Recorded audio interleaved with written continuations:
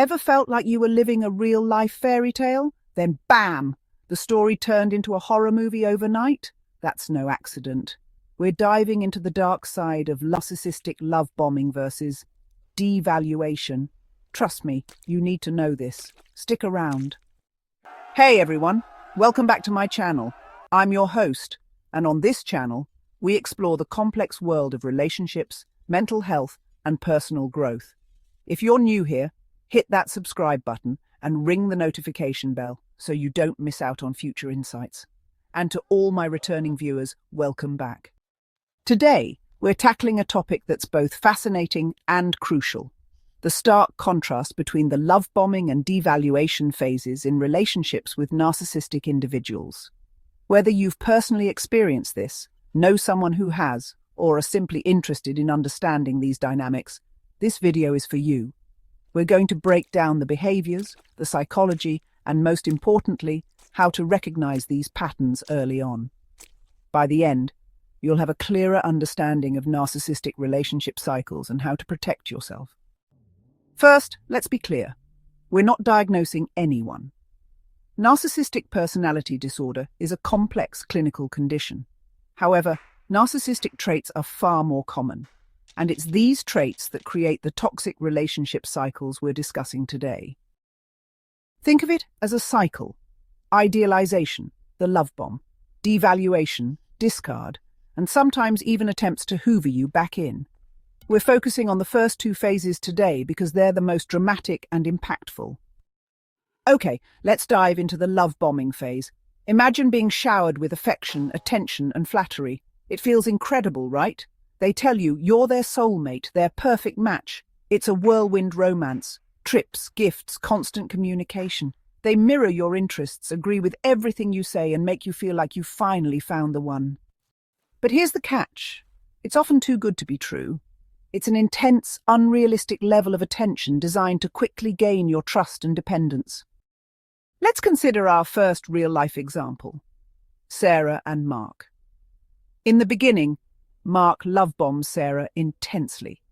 In those first few weeks, he overwhelms her with affection and grand promises of a future together. He is constantly texting and calling, effectively isolating her from her friends and family. Remember, the goal here is control. By overwhelming you with attention and affection, they quickly establish themselves as the center of your world. Now brace yourself, because what goes up must come down. Welcome to the devaluation phase. The constant praise and attention start to fade. They become critical, dismissive, and even cruel. Little things that once amused them now irritate them. You can feel the change. Suddenly, you're not so perfect anymore. They pick apart your appearance, your intelligence, your personality.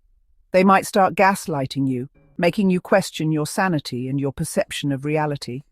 They manipulate situations and twist your words.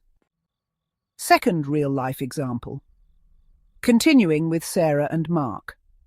Mark now constantly criticizes Sarah's appearance, belittles her opinions, and accuses her of being too sensitive. He starts ignoring her texts and calls, and spends more time with his friends without her. You start walking on eggshells, desperately trying to regain their approval. You're confused, hurt, and questioning everything. You may start to isolate yourself for fear others will find out what's happening. So, how do you spot these patterns before you're deep in the cycle? Look for inconsistencies. Pay attention to how they treat others. Do they have a history of short, intense relationships? Do they constantly need admiration? Are they overly charming to new people but dismissive to those closest to them? From a psychological perspective, this behavior often stems from deep-seated insecurity and a fragile ego. The love bombing is a way to secure their supply of admiration, and the devaluation is a way to maintain control and feel superior. They may not even be fully aware of what they are doing.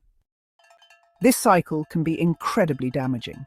It erodes your self-esteem, leaves you feeling confused and anxious, and can even lead to depression and PTSD. You lose yourself in the process, becoming a shell of who you once were. So, what can you do? The most important thing is to recognize the pattern. Trust your gut. If something feels too good to be true, it probably is. Set healthy boundaries early on, and don't be afraid to walk away. If you're already in this cycle, seeking professional help is crucial. A therapist can help you process the trauma, rebuild your self-esteem, and develop healthy coping mechanisms. Remember, you are not alone, and you deserve to be in a loving, respectful relationship. Now, for those who've stuck around, and I appreciate you doing so, I want to share a quick story. I had a friend, let's call her Emily, who was trapped in this cycle for years. She kept hoping things would go back to the way they were during the love-bombing phase. It wasn't until she realized that the love-bombing was just a manipulation tactic that she was able to break free. It was a long and difficult journey, but she did it. She's now thriving, and she's a powerful advocate for others who have experienced narcissistic abuse. Her story is a reminder that healing is possible, and you are stronger than you think.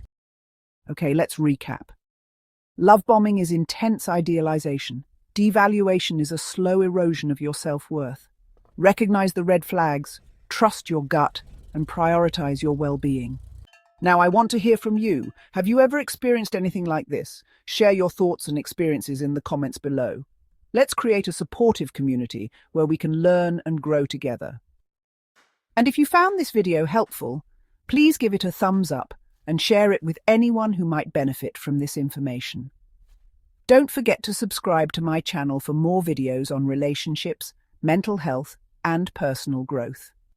In my next video, we'll dive deeper into the discard phase and how to heal after narcissistic abuse. So stay tuned for that.